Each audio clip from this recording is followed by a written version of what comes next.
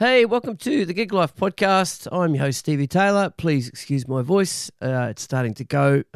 It's a rather big weekend. My guest today is Susannah Mirana. Susannah is an Australian singer, artist, international performer and voiceover artist.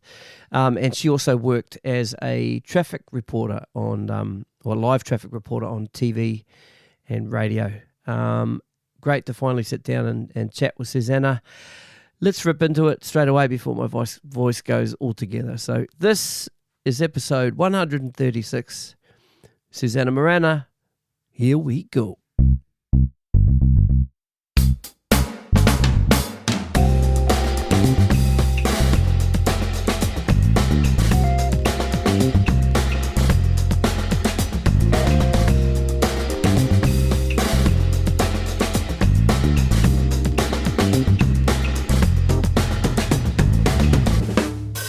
I think we're rolling. Hey, Susannah. Hello, Stevie. You're sounding a lot better than the first time I've actually heard you speak in person. You rang me up last week.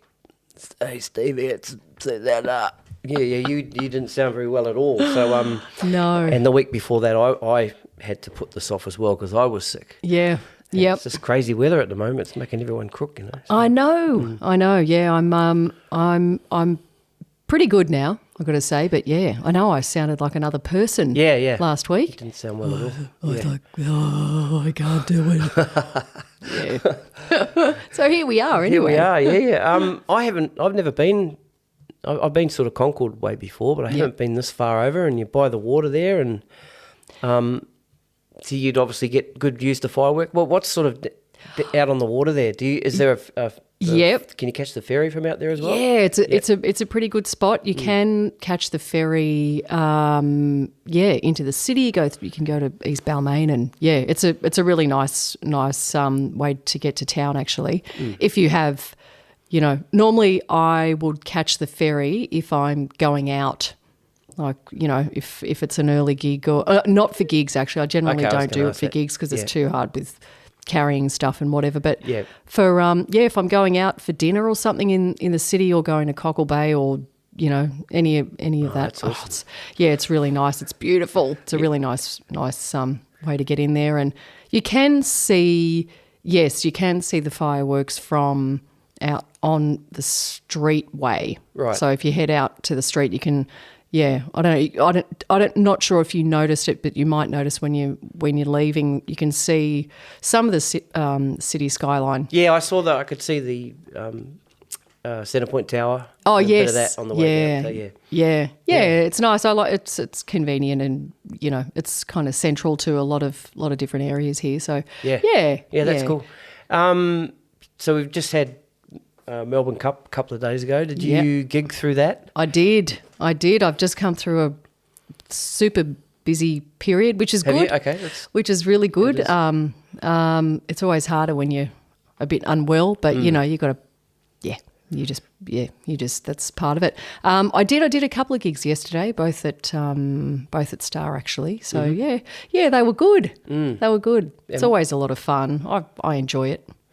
Would get pretty messy though, wouldn't it? Some of the punters, they get a lot of wine gets chucked around, and it was pretty civilised yesterday. Oh, okay, that's good. Yeah, it was all pretty civilised. But look, I have been to Melbourne for Melbourne Cup before, right. And that's a spectacle. You always see those photos the next day in the Telegraph or whatever, and that it'll either. Yeah, it'll be some bad news, or it'll be the picture of the unsightly, half unclothed. Oh yeah, bottles on the track type thing. Then that's all they're talking about. Yeah, exactly. Is it? I mean, that's media blowing that up a little bit, but is it a bit like that? Oh, it is a little. Yeah, whenever alcohol's involved, it always can has the potential to, for party time, but as long as if you have a few champagnes and whatever, it's always a bit of fun. Yeah. I think it's generally a fun day out. I don't know. I guess it comes with its it comes with its negatives, I suppose. Yeah. But moreover, I guess it seems like a pretty good day out. Yeah, yeah. Yeah. Did you get to do anything Melbourne Cup last year? I can't remember if we were in lockdown sort of. Like... now you're testing me. Melbourne Cup 2021. I did. I was at Star last year as well. Oh, okay. Yeah. Yeah, I did. I think I had a couple of gigs on last year as well. So yeah, it's always, I guess it's like New Year's Eve.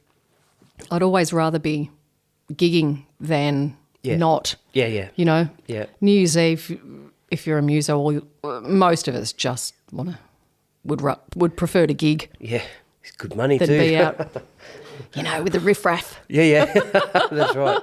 So what sort of gigs were they yesterday? Yesterday, so the morning one was I was performing in a duo with a guitarist. Yep. And we just performed there's a function on, and we played as people were entering the function room, and that was the morning one till about 2:30.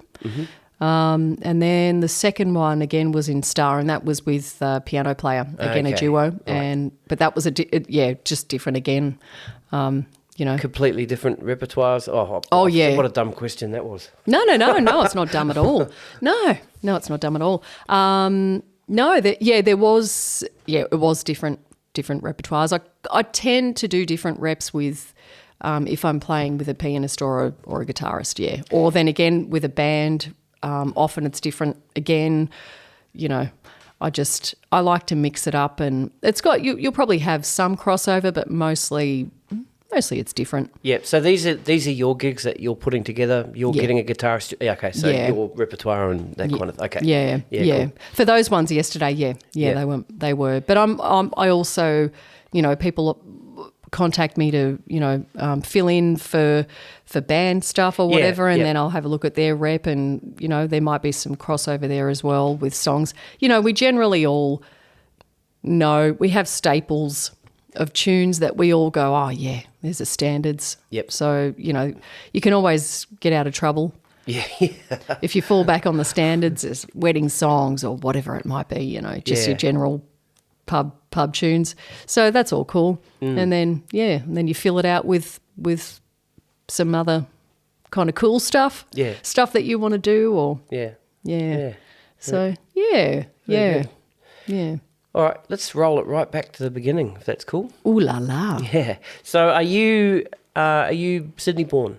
I am. Mm-hmm. Yep, I'm Sydney, western suburbs, not too far from where you're living. So where?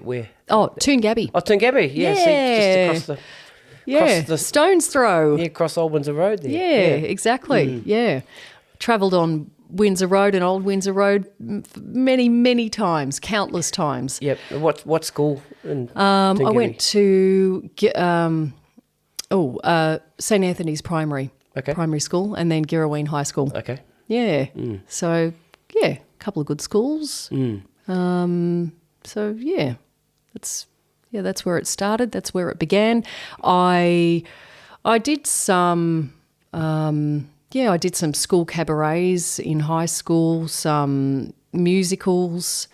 Is that where your singing started, or were you singing before that? I started when I was 10. Okay. I started when I was 10, yeah. I think I was just singing at home, and my mum just happened to notice that I could string a tune together, and she thought, and her aunties sang as well. What about mum and dad? Are they music? No. Okay. No, they like music, but no, I'm the only professional singer in my family. Mm-hmm. She noticed that I had a singing voice and said, "Oh, would you be interested in going for some lessons?" And I said, yeah, sure. So I started when I was 10. I just went to a local singing teacher who was, she was a professional opera singer, actually. So I started out learning and scales and all that sort of stuff. Yeah. And really testing the range. Yeah, exactly. Mezzo-soprano range I had, and I studied with her for probably about six years maybe. Yeah, she passed away. She was a little bit elderly. But, it was a great foundation for, learning how to sing. And but opera and light opera and all that stuff probably wasn't my niche. Okay, so what were you listening to? When I was 15, 16, oh golly. So you're singing opera with your teacher and then going home and putting what on? What's going in the cassette deck? Oh, In Excess. Okay. Probably Phil Collins as well. Yep. I had a big influence from my brothers. I got two older brothers and a sister. My sister's disco mad. Yep. And my brothers, they loved Dire Straits and Phil Collins and In Excess and, And then, and then again, my parents had, what they loved as well, different. I mean, I probably won't share too much of that with you, but... it's probably the same as a lot of us have had, gosh, yeah. So, maybe that's where, I think we all have a very... diverse musical collection, and we all draw on different. We just have lots of different. That's the great thing about music, isn't it? Yeah, so many different styles. There's so much to choose from. It's never ending. So I don't know. Maybe that's where it started. The whole, because I feel like I rarely do the same thing. Yeah, I mean you've got it sort of written in your bio, and I mean, it's pretty clear too that, I mean, you're like a chameleon. You're doing the rock stuff. You're doing the Great Gig in the Sky. You're singing with Pete. You're singing with Chris and Dario and doing that sort of rock stuff. And then you're doing your piano bar type music and opera, and then your cabaret stuff. It's everything, and it's really good. Yeah, it keeps me challenged. I do love a challenge and to kind of, try different things, and it makes it, it's always different, which is great. Do you have a favourite? Do you have a favourite little... Yeah, look, I do. Yep. I do. I love, I love alternative rock, and I don't really like saying alternative, but it's just a generic way of describing that genre, I suppose. Alternative rock. I mean, I love 90s kind of alternative stuff. I love Garbage. I love PJ Harvey. Yep. I really like Sheryl Crow, and even back a few years before that, Blondie and the Pretenders and that kind of style. I do really like. Yep. And then again, if I'm doing a cabaret show, then I love doing ballads. Everyone loves singing a good ballad. I love, even if it's Barbara Streisand stuff, it's just really stuff that cuts through and you can sing really well and just belt it out there and let it go. So, yeah, but if I'm just doing some band stuff, I like the alternative rock stuff. Yeah, that's cool. Yeah, not necessarily. I mean, I'm not even necessarily a huge rock singer. There are girls out there that there are female vocalists out there that have a really big rock voices. Yep. I'm not sure, that's not necessarily me, but rock comes with it's about an attitude as well, and it's about the tude you bring to it and different things. So yeah, that's cool. And having all those different musical hats too, and man, it keeps you working. Yeah, well, that's true. You don't sort of get pigeonholed and have to wait for just that gig to come up. That one thing. Yeah, that's true. And that's been a big positive for coming out of COVID, I guess, for me too, because being able to do that different stuff has been invaluable this year. It's been a very busy year. That's good. Which, I'm pretty fortunate that it's worked out that way, because a lot of people have had to find different ways of making an income and it hasn't been easy for lots of people and not just our industry, in many industries. We've all had to navigate the whole thing. So, yeah. But, yes, it keeps me busy and it keeps me interested and challenged, and yeah, I'll keep doing it. Keep just doing that. Yeah. So, what's the end of the year looking like? Is the book full? Is the diary full? Yeah. Good what stuff. are we? We're November. Very early November. Yeah. We're early November. Silly season, Christmas parties and that sort of thing. Yeah, there's some function stuff. There's some shows coming up. I'm just about to head off on a cruise, the first one since COVID. Next Wednesday. So it's the Rock the Boat. Oh, very good. Yeah, excellent. Yeah. And who are you doing that with? That's with a show called The Songs of Women That Rock. Okay. And that's I think I saw a promo for that on Instagram. Yeah. So that's going to be, I'm looking forward to that. That's going to be so much fun. I'll be able to, the gigs will be great and get a chance to see so many other acts as well. And it's going to be good. That's cool. How long was that cruise for? That's a week. Okay. That's for a week. That's cool. Yeah. Yep. So we take off, next week for that, and then got some tribute shows coming up after that, and it's then like you said, it's corporate stuff for Christmas and New Year's Eve again. That'll be a nice one, and then hopefully a week off. I'm actually going to take a week off. Yep. In January. January's busy again, but I'm going to get a week. The Rock the Boat thing. Is there any time to sort of chill, or is it sort of gigs every day? Or I'm not sure how those things. I've never been on one, so I don't know how it's sort of. Yeah, well, we're doing five out of the 7 days. Okay. Yeah, but they're only like 2 sets or something. Yeah, right. 2 sets. So the rest of the time, you've got to hang out and sun yourself and have a cocktail or two. Or that's cool. Yeah. It's a pretty good way to earn a few dollars. Yeah. So where does the cruise sail around? We go to Mystery Island, Vanuatu, and back. So it's just from Sydney to Vanuatu and back, I think. Yeah. Yeah, great, awesome. Yeah. I had a question earlier, but I kind of let you flow there. Going back to your opera singer. Oh yeah. Did you learn to read? To read music? No. Well, sort of read pitch. Look, I did do some theory for a few years when I was younger, and I also learnt piano for, maybe 3 or 4 years. Okay, that's a good grounding, isn't it? It is, but this impatient girl just couldn't find. I just couldn't. It just wasn't for me. Okay. Piano. I wish it was. I wish that I had continued with it, because being able to play and sing is an invaluable tool.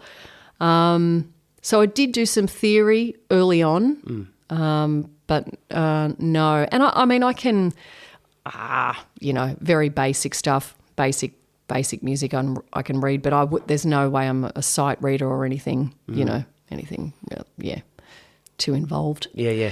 It's funny that, like, my piano story. Yep. My first instrument was piano. So cool. How old was I? 11, 12, something like that. And gave it up way too early because I found drums. So and then I spent the rest of my career playing drums. I had a bit of a hiatus from the podcast at the start of this year. Took 6 months off. One of the first things I did was get back to piano lessons.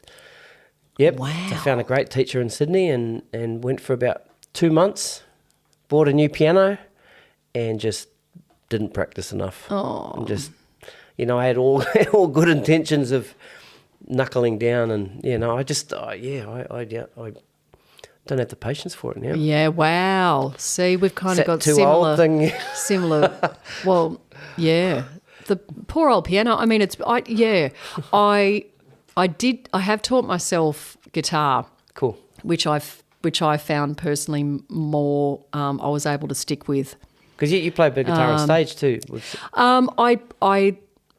Yeah, very limited. Okay. If it's something specific, like for duo stuff, I don't. I don't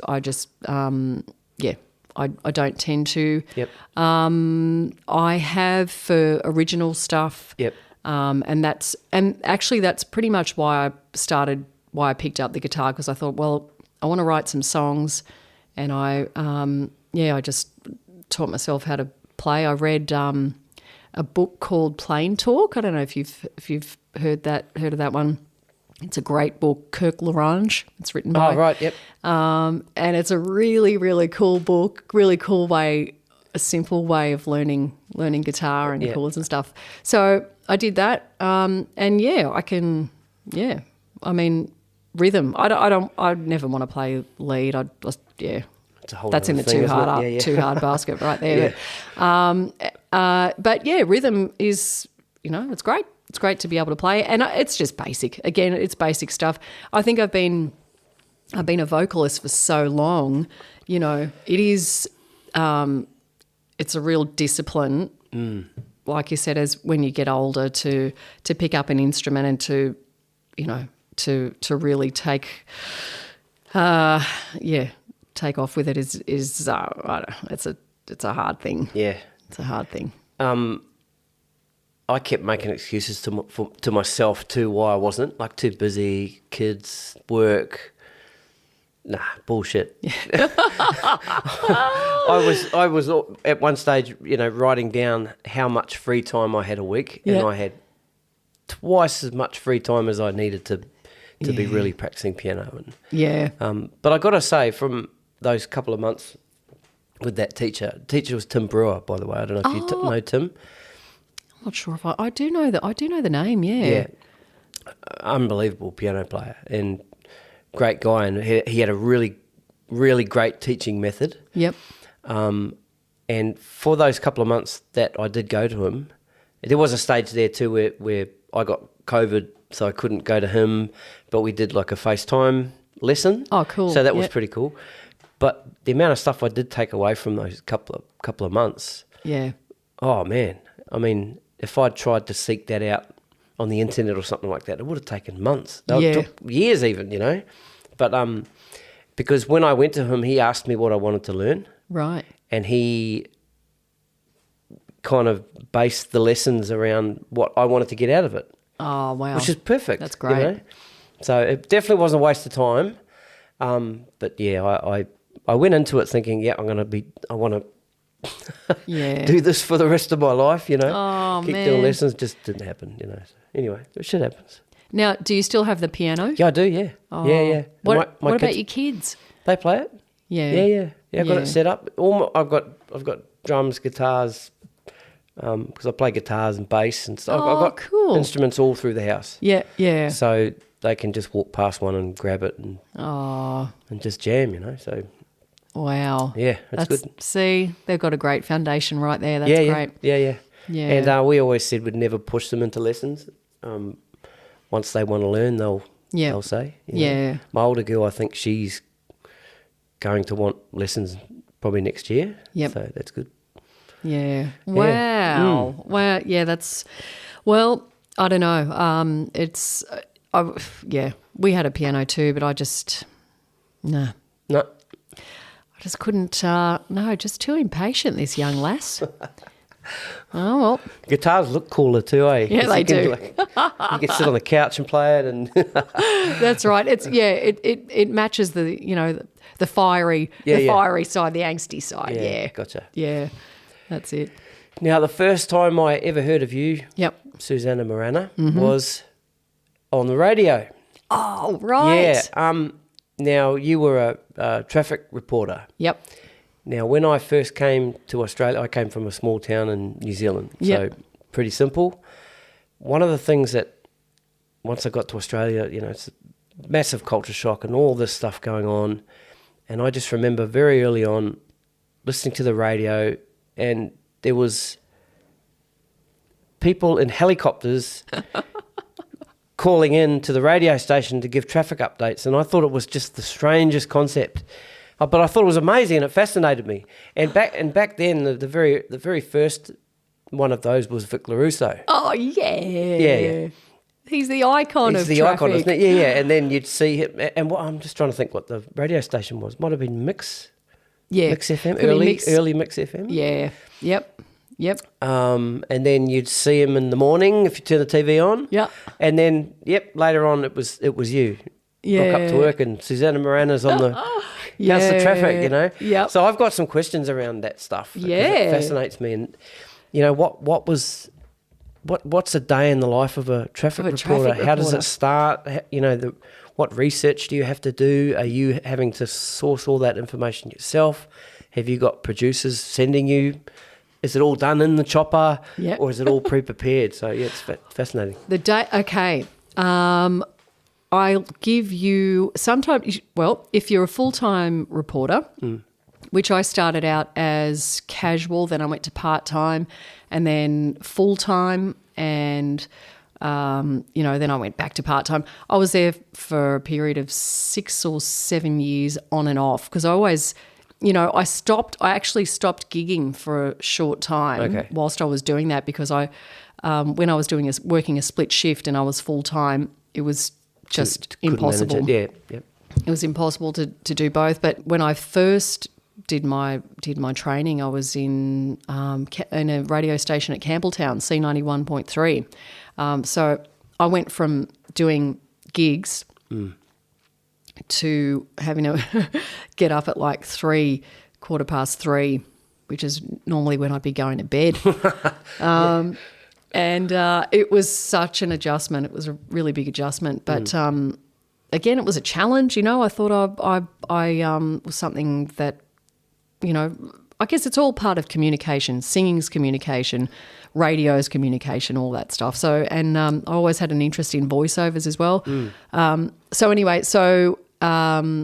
You get up early. You're at Bankstown. If you're doing a chopper shift, a helicopter shift, you'll do a few reports on the ground from 5 to say 5:30 maybe. Then you head up in the helicopter and you'll do your reports for either 7 or 9. You go up there. For instance, if I'm doing Channel 9, the person in the back doing the filming might be doing 7 or vice versa. How do we get our information? Well, if you're doing a helicopter shift, you're up in the air, so you're doing it yourself. You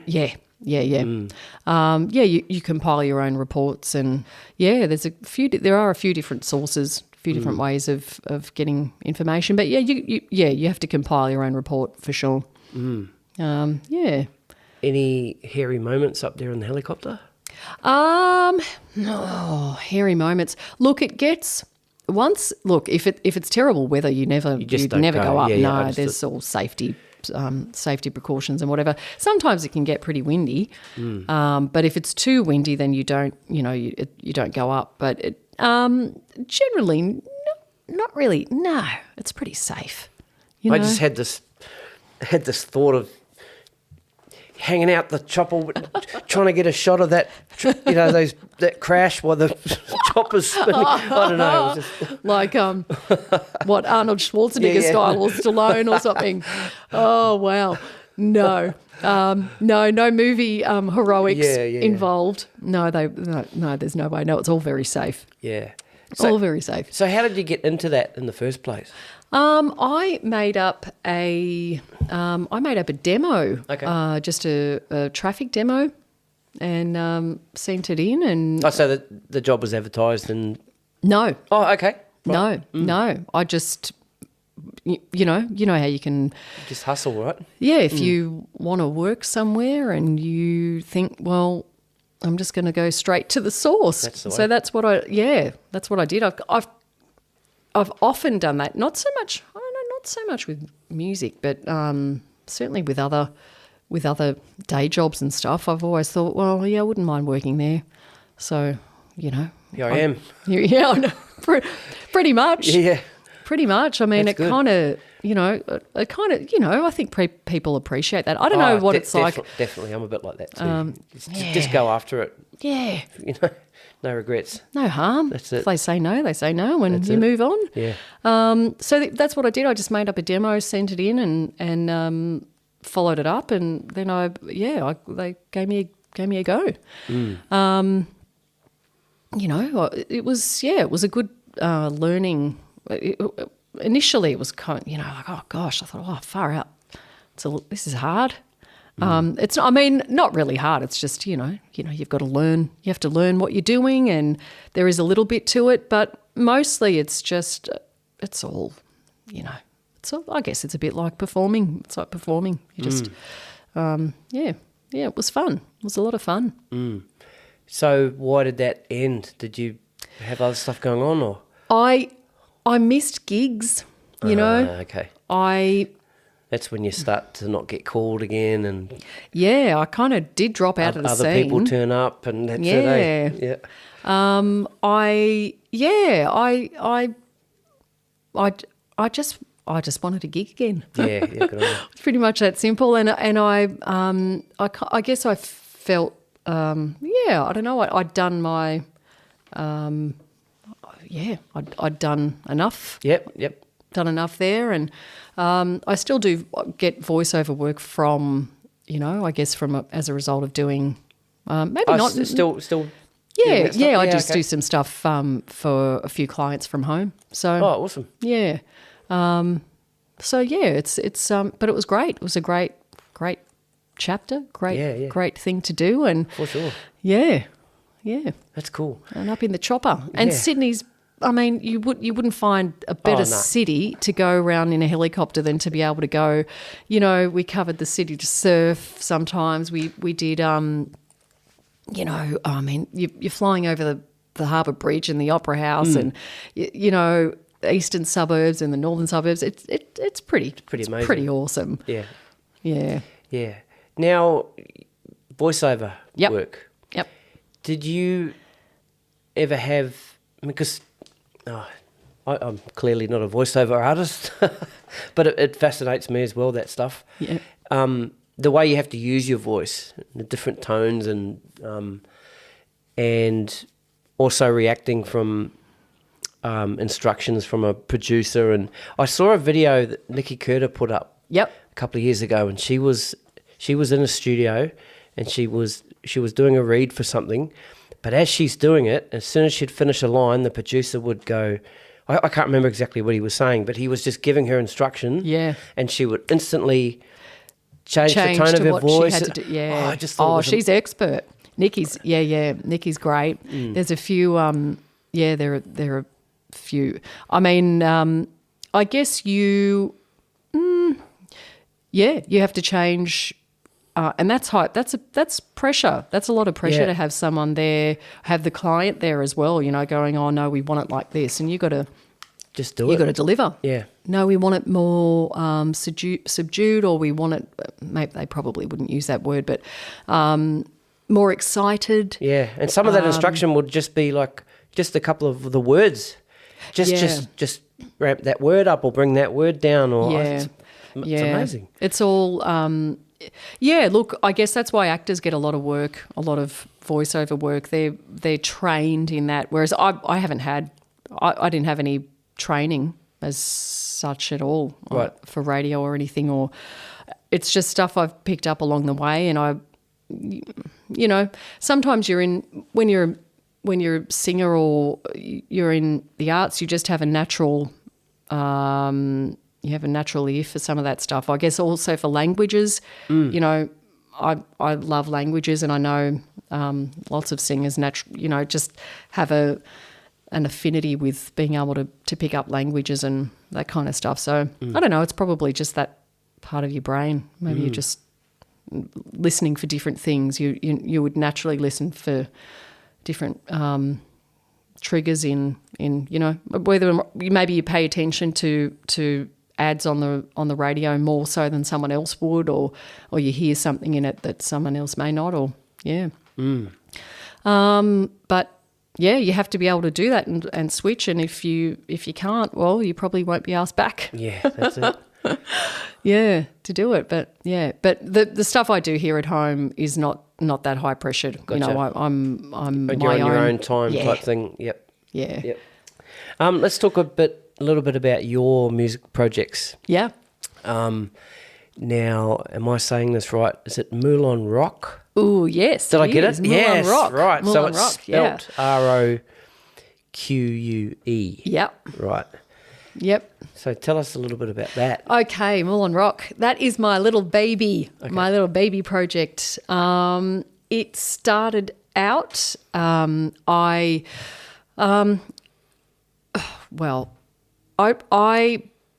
started out doing cabaret when I was, let's say, about 15 or something. This is going to be, I'll keep this short.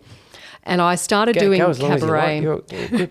That's up to you. I started doing it I got into it through talent quests, doing the talent quest circuit, which you do in clubs. So, you know, there used to be really big, huge prize money on offer, like for Marrickville RSL and Petersham RSL and all the clubs, and it's changed a little bit now, but all the clubs used to have these talent quests. And through doing those talent quests, I got into performing cabaret. So that would mean that often there was a house band at these clubs, and you would have, you know, maybe 3, 4, 5, 6, 7 piece charts that you would, and you'd put together a 30-minute set or a 45-minute set.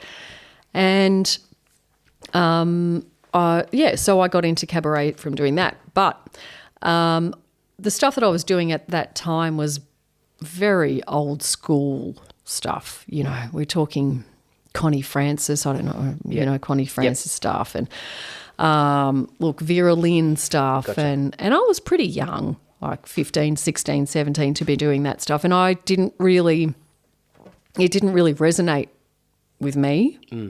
So I kind of got out of that. Again, it was really good to do, but I got out of that scene and I thought, oh man, I just want to play some rock. So I got out of that scene. Anyway, I re-entered it, you know, just a few years ago. In fact, immediately before COVID, I got back into doing that because I wanted to do some ships, some cruise work, and I off the back of that, I thought what I'd really like to do is put together a show that's kind of cabaret, but also draws on my musical influences and stuff. Just do more of an alternative. Yep. There's that word again. Yep. Rather than mainstream. What my idea perhaps of mainstream cabaret would be. So I put together a show of stuff that I wanted to do, really. So it's very self-indulgent. Yeah. And it's basically just different arrangements of songs that I really like.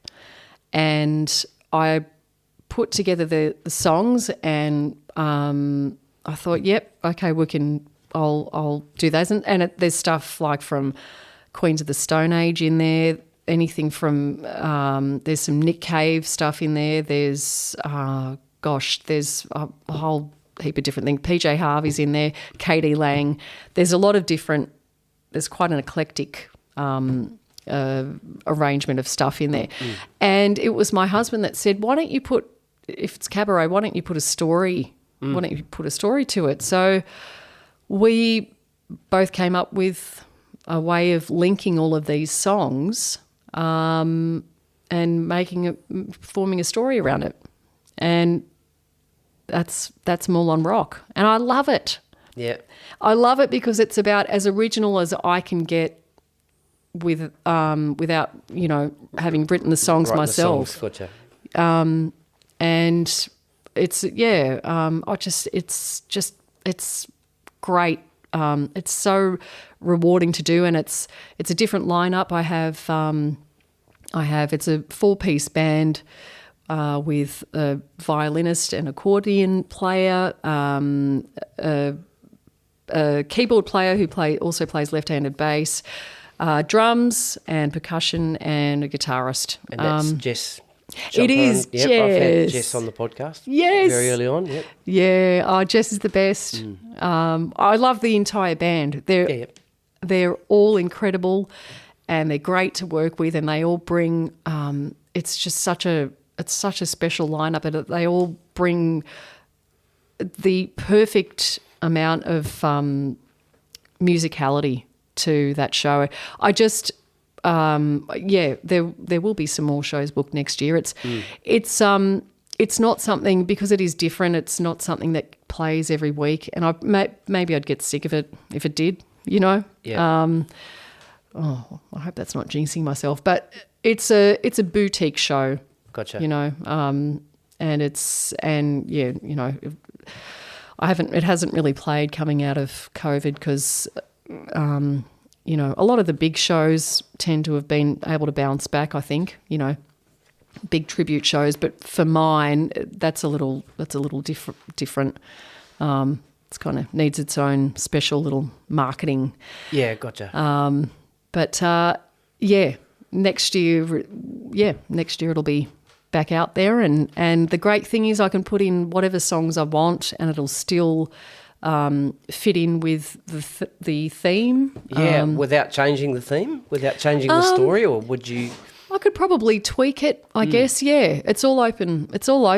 Yeah. I could tweak it. It's about at the moment it's a story about love, lust, and loss. Is what we've, it's love story in that order.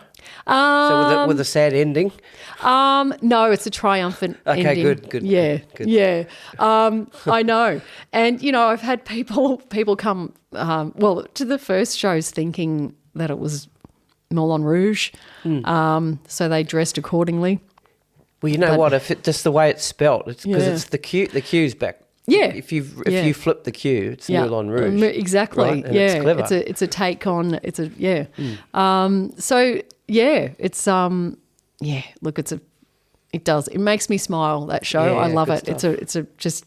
It's something I'm pretty proud of. So yeah. Good stuff. Yeah. Now, before that, you, as a solo artist, Linky. Yeah. So tell me a little bit about that. Linky. Linky is my original project. Yep. It's dare I say alternative rock? Yeah, it is. I watched the videos. Yeah. So it certainly is. It's a bit it's different, it's quirky. It's cool, man. Really cool. It's been it hasn't been shelved. It's just on a hiatus. You know what it's like with writing. Get back to it. You got to. I had a really prolific period there where I wrote a lot of songs. They're not a lot of them aren't finished, but the first single of that, my first single that I released was Demon Eyes, look, we did a few shows. I had a great band there as well. Had some great guys on board with it, but it just sometimes. What's your dog up to? Doing the wash. Sounds like he's in the washing machine. I know, little whiskey. Yeah. He's when I'm not paying him attention, he's up to no good. Linky. We did our first gig at I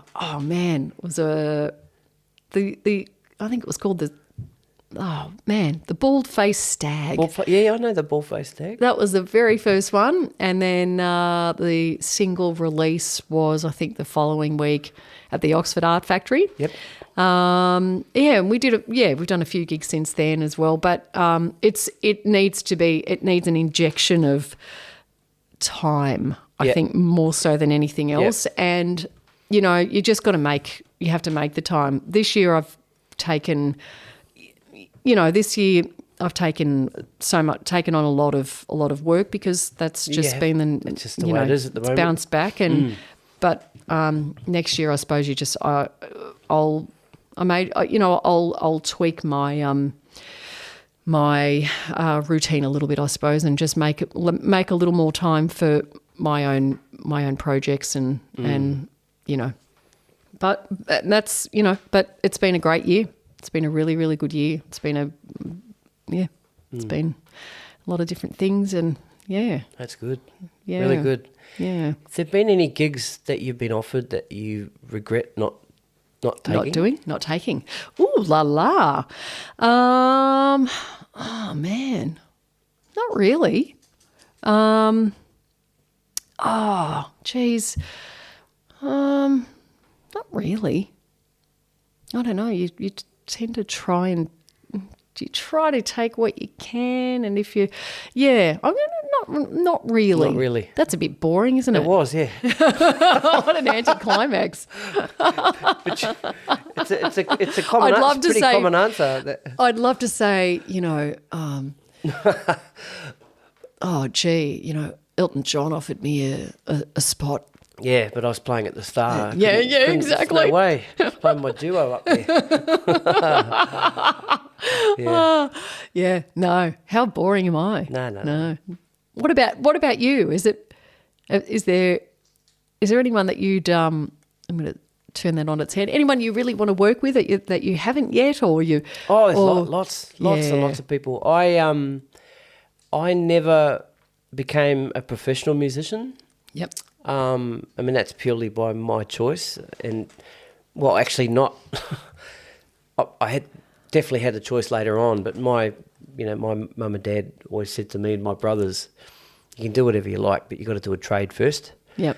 And then you've got something to fall back on. And the trade that I started, I'm still doing. So. Oh wow. Yeah, Yep. and I just I never took the professional musician route, Yeah.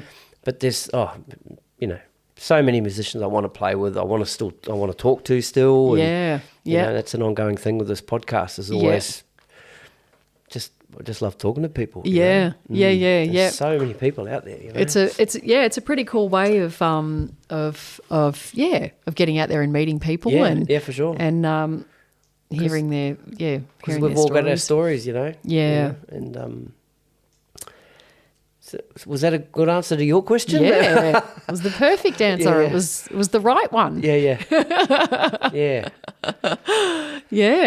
Yeah. I was a guest on a couple of live stream shows during COVID. Yep.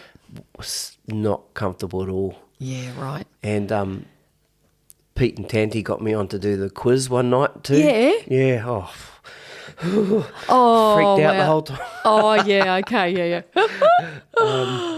Yeah, no, I struggle with the live thing. Oh, man. That's a pretty cool thing. Pete's Pete's got Twitch and Yep. yeah, it's awesome. What was I saying? Oh yeah, there are two really really big standouts for me that happened because of COVID. One of them was Pete's ISO duos, and that's actually the first time Pete and I had done anything together. Oh, really? Yeah, Right. and I just thought that was the best thing ever because up until Pete had asked me to do the ISO duo, I really hadn't done anything during COVID, and I because I just didn't really know what to do. I'd come out of a super busy period. I'd just gotten off doing a cruise ship, my second cruise ship ever, and that ship came in the same day as the Ruby Princess. Oh. And so I got off that and I was in isolation for 2 weeks. And it was just, I don't know, you know what it was like? It was just really weird. It was weird. So strange. And for everything to just stop, for gigs and everything to just stop, I didn't really know what, I just didn't really know what to do. And I've spoken to other people and they just kind of think, oh, wow, I did this, I wrote a book. I got to say, I froze. I had no idea what to do. So I wasn't really doing anything. And then Pete got in contact and said, hey, do you want to do this? And I said, yeah, man, something, anything. So that was one of the absolute highlights. It was so cool and it just kind of got me out of my funk a little bit. Yeah, cool. And the other thing was a live stream that I did for DFP Live. I'm not sure, Douglas Fabian Productions, they set up a live stream. They've got a studio in Rideway, and they just converted this studio into a live streaming studio with so much equipment, and they invited me along with some other artists to, and I performed some of my songs from Mulan Rock. Oh, cool! And that was fantastic. That was such a great thing to work on. That was over a couple of weeks we were putting everything together, and they put an incredible set together, and it was just such a great experience. And two of those things would never have come about if it weren't for COVID. I mean, COVID sucks. Yeah. But there are three. My goodness, I've forgotten. There are three things. The other one was a friend of mine who contacted me and said, "Hey, do you want to? What are you doing? What are you doing?" And I said, "Nothing. I'm really not doing anything." So he offered. Him and his friend are professional videographers, if that's the word. And they offered to just film a gig. Well, that's how it started out. But we went to Paul Najar's studio in Narrabeen, and we basically recorded about 5 songs again from Mulan Rock. We recorded them live. We were there for about a day, and it was, that's all on YouTube as well. Yeah, I was watching that. So cool, just stuff like that. So it just would never come about, but people had the time to do it. Everyone was like, yeah, let's do this. Now we're back in gig land where we're all just frantically working and trying to keep up. So it's really hard to get people to have spare time. Musos don't really have that much spare time at the moment. But, but all of that came about because we were all just going, okay, what are we going to do?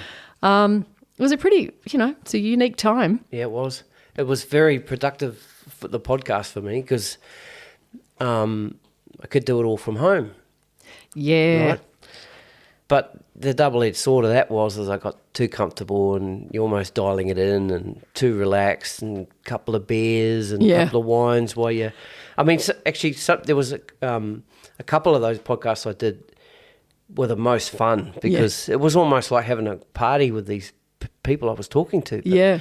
But, there's nothing better than sitting at a table like you and I are doing now in front of each other, and that's what's been great about, COVID being over, because when I started this podcast, it was all face-to-face. Yeah, right. Yeah, and then that whole on-the-screen thing I never really got.